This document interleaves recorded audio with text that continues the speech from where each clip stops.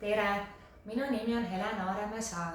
Olen Viimsi valla elanik juba viimased 10 aastat, elades Haabneema alevikus ja ma olen otsustanud liituda kogukondade Viimsi tegemistega, sest mina näen, et siin taga tegutsevad inimesed südamega ja pühendunult ja nad on lühikese ajaga juba päris hästi ennast tõestanud.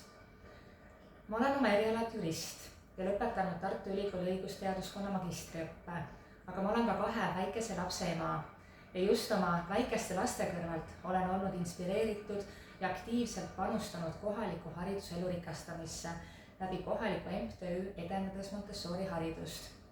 Ja teate, teinekord olen ma üpris lähedalt näinud, kuidas omavalitsuse huvi kogukonna ideid toetada on piltlikult öeldes üpris tagasihoidlik.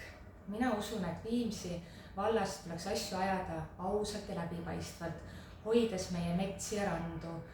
Ja ma arvan, et see, mis täna toimub, on ka minu jaoks üpriski kummaline ja minu huvi ongi just kogukondade Viimsi tegemistega liituda, et aidata kaasa sellele, et kogukonna hääl oleks kuulda ja meie asju võetakse tõsiselt.